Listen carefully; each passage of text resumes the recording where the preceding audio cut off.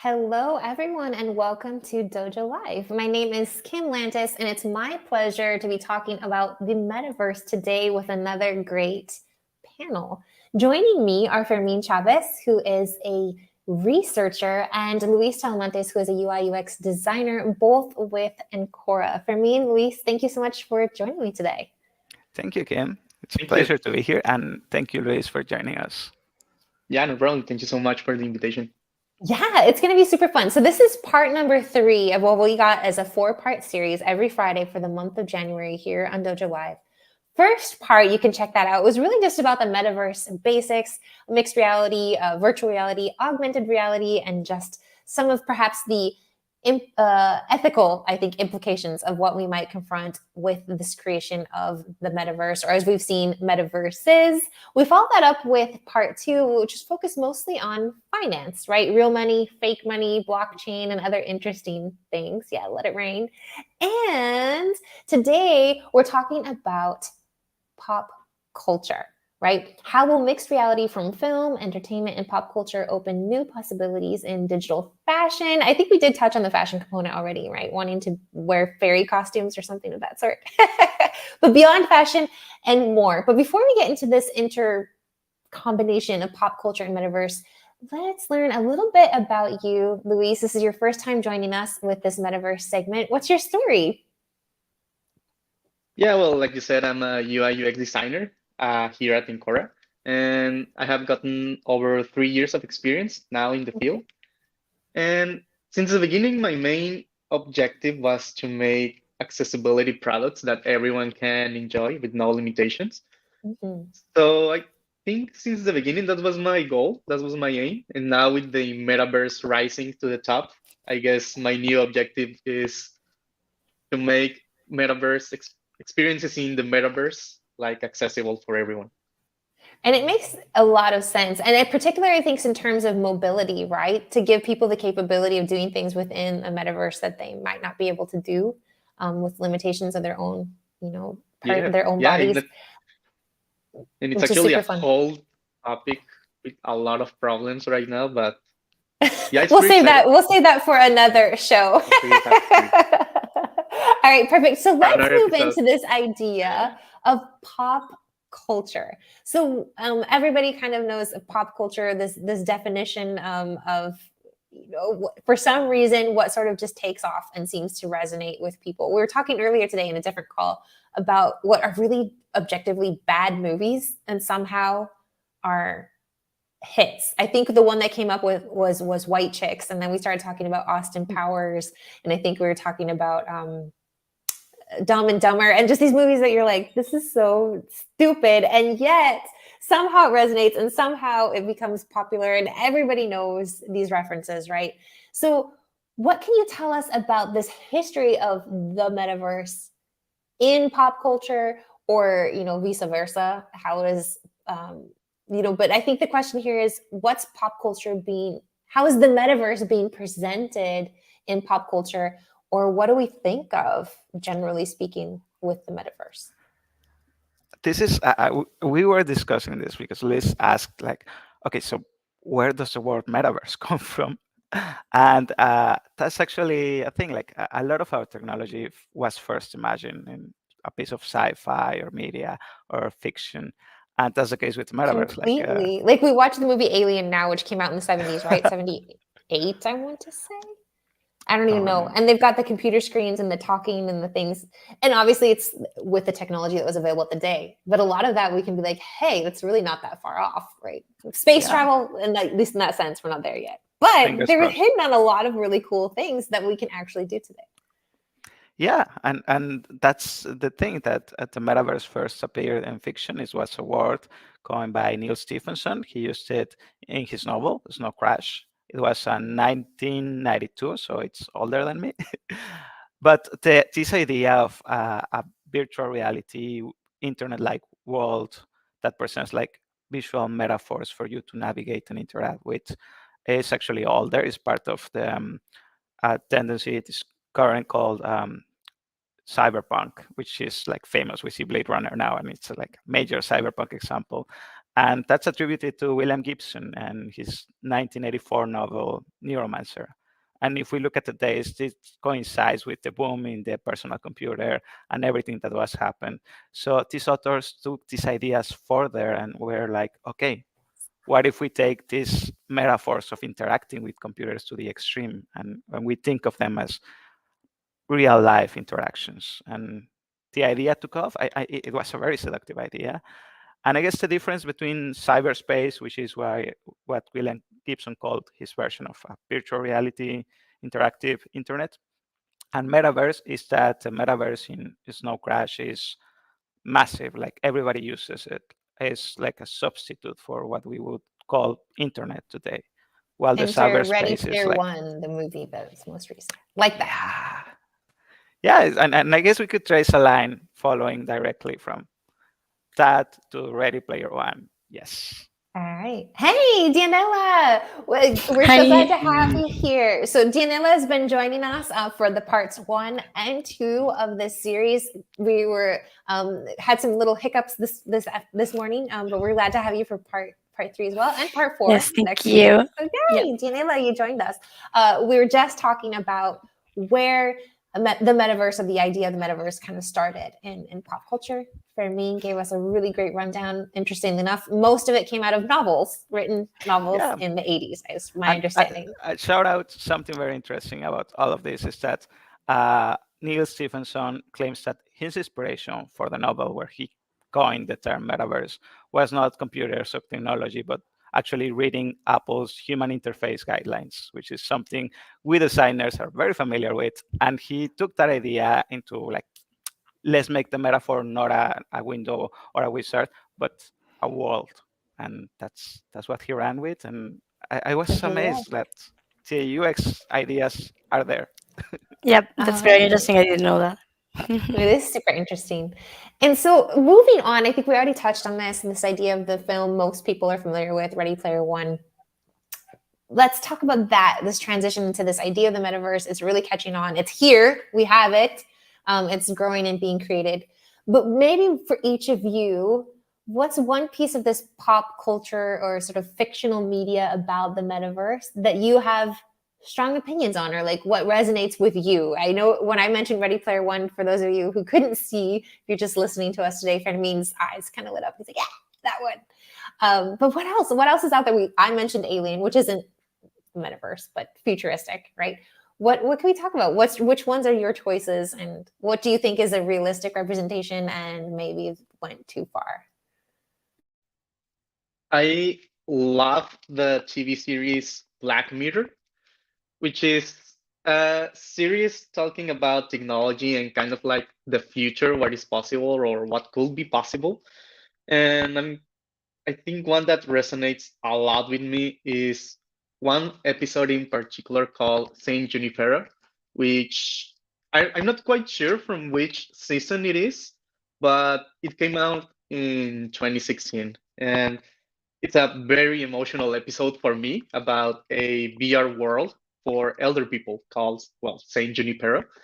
And in this world, they can experience their youth once again, only 1 day a week. It is a world that is only available for them 1 day a week for a limited time. And the catch here in the episode is that before dying, people can choose if they want to stay in Saint Junipero and be like uploaded to the system or to the cloud to live there even after their physical body passes, right? Like transferring their mind into the system, into that world. And that's kind of like the catch of the episode. Like I said, it's a very emotional one for me, and it always leaves you thinking when you watch it, like, what will you do in that situation? Would you go there for the rest of your life, or yeah, what will you choose? And it's a very emotional one. Huh. I'm familiar with the series. I left off, I think, at the second episode of the first season because it was I'm not even going to go into it, very, very graphic, hard to wrap your head around episode. And I'm like, yeah, I think I might stop here. And even most of the world was like counseling me, no, it's really great. Keep going. I promise. That's like the worst one. So maybe I'll give it a try, because I'm not going to ask you because I hate spoilers. Maybe in terms of percentages of people who made the decision to know I'll die naturally, or hey, I'll kind of live on forever, which kind of taps into this idea of pop culture because we've, I think we touched on this maybe last week, but you've got certain individuals who have since passed away. Coming to mind, Michael Jackson, Elvis Presley, Marilyn Monroe, James Dean, like these characters, these people who in some ways can be immortalized. And this idea of being immortal in a virtual universe is certainly interesting. Yeah, very interesting and scary also. And scary. Who here, let's take a vote. Would you choose to tap into a virtual universe forever, or would you, at this stage, die a I'm natural actually death? curious about what's The next, episode? if anything. Okay. Like, Uh-huh. I You're don't want okay with to, death. yeah, like it's a fascinating thing. Like, I think it's from Lord of the Rings that what fascinates the elves is that when humans die, nobody knows what happens. Like, Mm. elves never die, so they don't know. So they're That's it. actually kind of jealous in that sense. Yeah, So in a like, way, yeah. So I'm curious. I would choose but not. elves die. They die. They can be killed if they're not But they go away, like they basically regenerate in their okay. Okay. I need to catch up with my land. Okay, I Tolkien. didn't know that. But we digress. We digress. What about you, Fermin? Your best or most favorite metaverse representation Actually, in pop it's culture? somewhat connected to Luis's. I went with Futurama. It's a series that I love, an animated series that has been canceled a bunch of times, and we still love it. For those who don't know, it's like an animated series by the Simpsons creator, set in the year 3000. And the episode I chose in particular is the one called Near Death Wish. And I don't want to spoil too much of it, but Futurama has a metaverse. It's their version of the internet, and there are several mentions throughout the series of it being like shady, rife with piracy, scams. There are invasive ads that literally attack your avatar.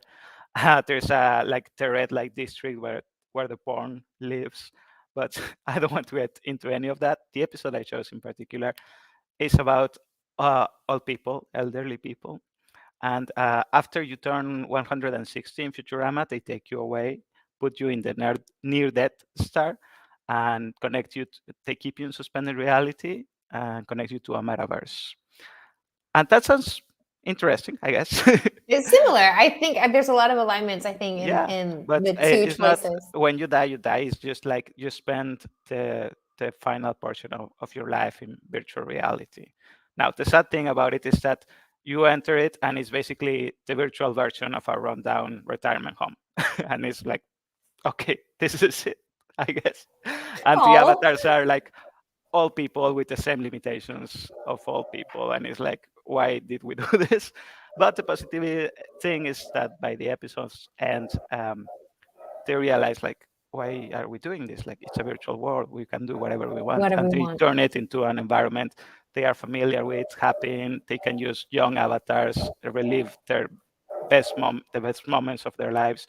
Their loved ones can visit them there, and it's a positive reinterpretation, and I really like that. Hmm.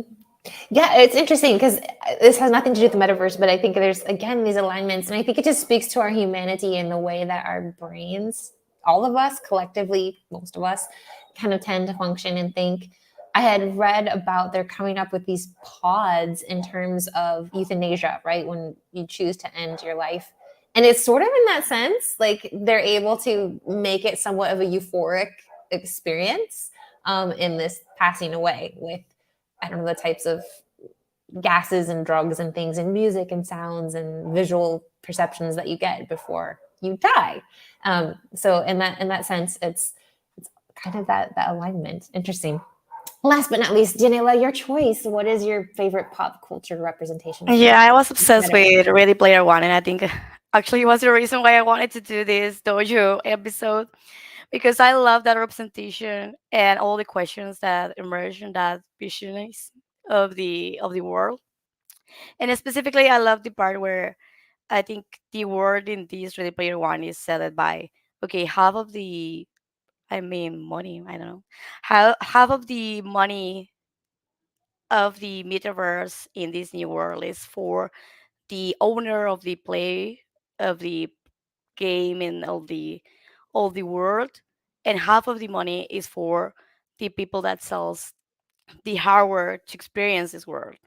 So I was thinking, okay, maybe this is the place that we're going to get to. Like, okay, half is the owner of the metaverse or metaverses, and half of the money is for the people that are selling you the phones and the headsets and everything. So in this movie, it's like a battle between these two players. Like, okay, I need to own everything. So it was fun because for me, it was saying like, okay, why are we, well, we are doing it everywhere, but we are replaying our life is in this game. So we are replacing again this capitalism, but in a new way, in a new place. I don't know. So I was thinking that what we were talking about the other day of this beauty of the user created designs, and actually something that comes to my mind is that we were talking about the Avatar movie, and I was so excited to see it, the movie. But then at the end I was realizing that again it was a movie, so I'm experiencing like the word that someone said for me, like, okay, I just have these 3 hours of the movie and it's amazing, but what about me experiencing things for myself, like in my environment, in my, like with my hands? So actually, Avatar listened to everyone and is going to release a VR experience with the world of Pandora. So it's going to be a game, it's going to be a virtual reality, immersive, all of that. And I was like thinking in that way, like, okay, we need this type of, and this is what I'm thinking that we're going to like things that we can experience and that you don't need that much to experience, and try not to get to that capitalism, instead of like just let the world experience the way that they want to experience it. So I think it's far away to what we were talking right now of the, okay, maybe if I die I will leave my mind. I'm more thinking about the like I think about the moment, like I want to experience this and then goodbye. So in the movie Ready Player One, they realized that the people were spending most of the times in the game instead of the reality that it was for them. So the solution that they they gave to this is that, like that, like you have just this amount of time to spend in the metaverse. You can spend more time, and it's going to be closed on, I don't know, Tuesdays and Thursdays. So you need to live your life on Tuesdays and Thursdays. So that's interesting. Like again, it is not the answer maybe, but maybe it's the path that we're going to do. Like what happens Mhm. if they remove your phone like one whole day? You won't get to see TikTok. You're going to die. But imagine that, but in a virtual reality, like you're not going to be able to escape. So I think those are my questions now. Like how are we going to control that escapism? Like yes, it is awesome. Yes, we are going to create it. Yes, we are going to experience Mhm. it. But then how can we keep it like, like in that box, in that Yeah, and I don't think virtuality? anybody has the answer, but I think it's this question or the right answer yet, or maybe there's not even a Yeah. right, maybe there's a variety of them. But it's certainly a question that needs to be asked and something that I feel that we need to be aware of, right, as this is developing. I mean, for me, I think there's alignments here in this terms of like, let's say, alcohol, right? The consumption of alcohol. It's an extremely well accepted social activity in most circles. And for the majority of people, and in most occasions, it's not a bad thing. But then you have this outcome of alcoholism, which then can have real negative impacts in people's lives, and not even necessarily the people who are partaking in the drinking, right? Those closest to them, or in um, accidents that are provoked by drinking and driving and things like this. So I think in that sense, it's one of those kind of real world parallelisms where there's these dangers of addiction, right? And then in some ways, there definitely needs to be elements of regulation, right? We're not allowed to drink and drive. Doesn't mean that stops everyone, but I think it's definitely an impediment for the majority of people, and things like that. So it's an interesting, I think, parallel, something that maybe we could draw what works and what doesn't. But that does lead to this question of what would you keep and what would you change? I think we all kind of talked about this, of what you see as right and what you maybe see as wrong, either in terms of that's realistic or that's not achievable, that will happen, that won't happen, or in terms of ethics, this should happen or it shouldn't happen. what would you kind of pick apart in the examples that you provided for us today? Well, in my example of Saint Junipero, and Dianela also mentioned it, that, for example, in Ready Player One, you have this constraint that you can only access the metaverse a certain amount of days a week. And in the episode, they can only access this virtual world only 1 day a week on Saturdays, and only a certain amount of time. I think it's from the afternoon until midnight. That's when the world gets shuts down and we get returned to our own bodies. And I'm totally okay to leave this kind of constraint to people, because it's even a topic that it gets mentioned in the episode. Like, people can start confusing the real world with with the virtual one. So that's why they leave this constraint, right, to people. But I don't know.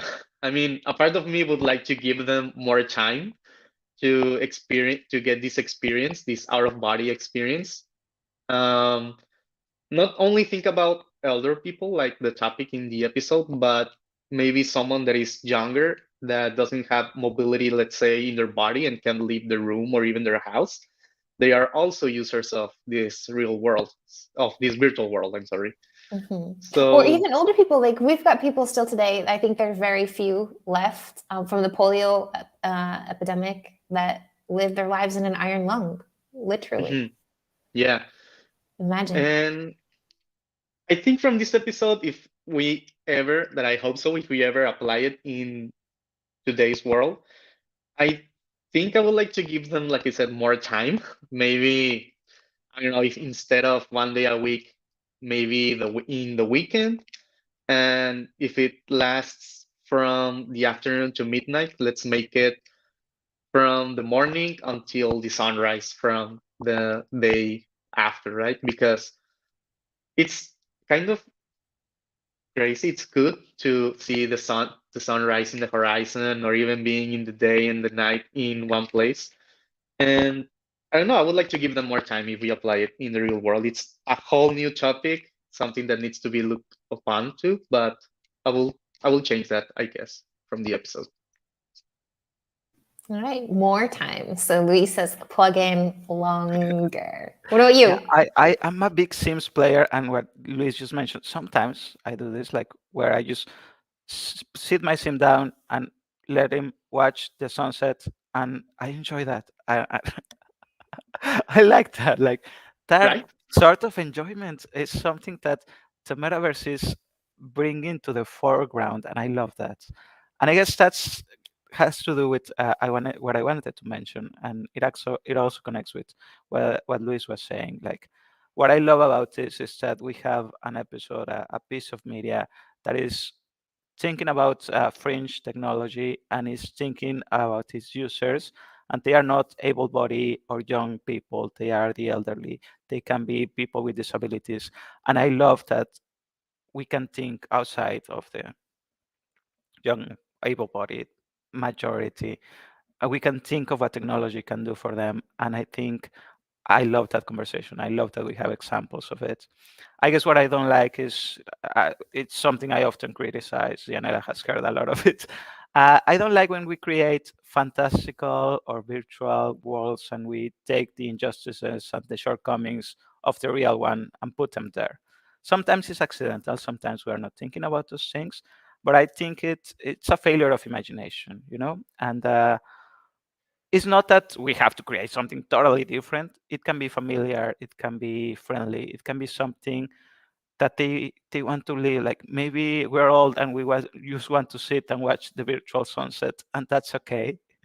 And I guess what I like and what gives me hope is that idea that we reframe and we think about technology in how it can enhance our experience, our lives, our happiness. So yeah.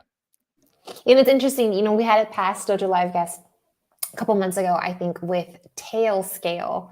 And what they do is it's really interesting about just making networking easy and VPNs and things like that. And if I understood it correctly, it's the hype is always trying to make things more secure, and their kind of approach is allowing that to like organically happen. And I remember one of his examples is he had been playing Roblox or no, what's the other one? Minecraft, where he was in this like virtual world, and like he goes back the next day and someone had literally knocked over his virtual sandcastle. Like, God, I can't even escape bullies. Like, I've got bullies knocking over sandcastles in the beach and bullies knocking over sandcastles in Minecraft. Like, what is just because they can, right? But then he, postulates that we can control, like, if we can control who we're allowing, right, into this space, we can build something beautiful and trustworthy and avoid bullies, I think. So it was an interesting conversation. Anyway, you can check out that one also with Tail Scale. But it comes to my mind of it's like, what? People doing things just because they can. And maybe even more so because I guess in a virtual world, we might feel like there's less consequence, right? Of for sure.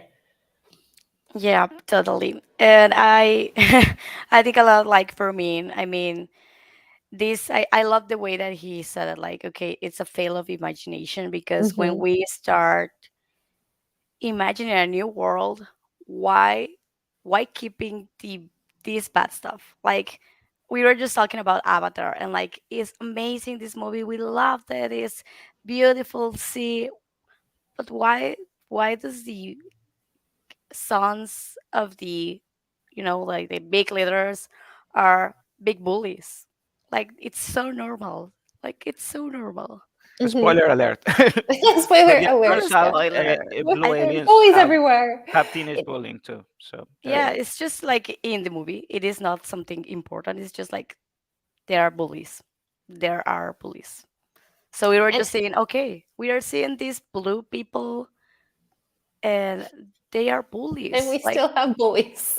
yeah, What? exactly. We're giant and we're blue. Like, can we not just get rid of like this Like yuck of you're the creating a reality? whole world. Like you created like 50 different species of fish. Why do you keep the bullies? Like Yeah, you can't imagine a world without bullies. Like it was. Oh, I got angry. we're But still stuck in our own plot and our. But maybe it comes down to this idea of human nature. This. Maybe we can't shed it, right? It's just gonna come along with us. Who yeah, knows? that's where I think for me it's headed, and I like it like that idea of if you can imagine a world with blue people, can you imagine a world A world without without bullies. bullies? So Hmm. I think what that was one of our taglines. Like if you can imagine it, you can create it. So why don't we imagine places without bully?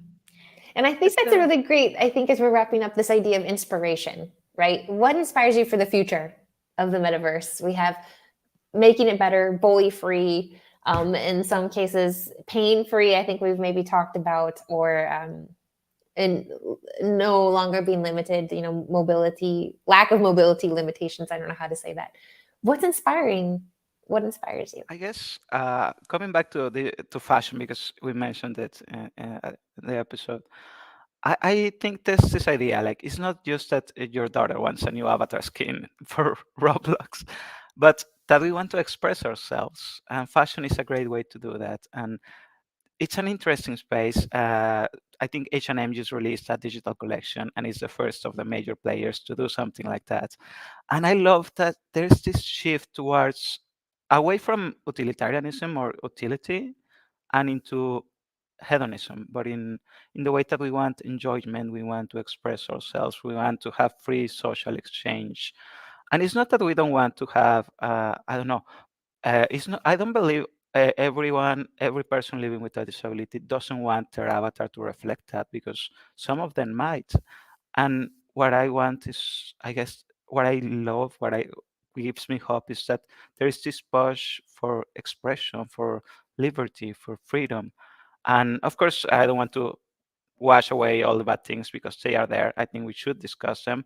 But this particular piece, this way that we think about it, and we we highlight different aspects and we can reframe what we do. And for me as a designer, I think I see it in our reframing of the way we design. I think if we want these things, and I personally want them, like inclusion, justice, agency, we can think of design as a way to exercise freedom. And that's a major current in the philosophy of design, especially the academic part of it, but also the practice and the professional side.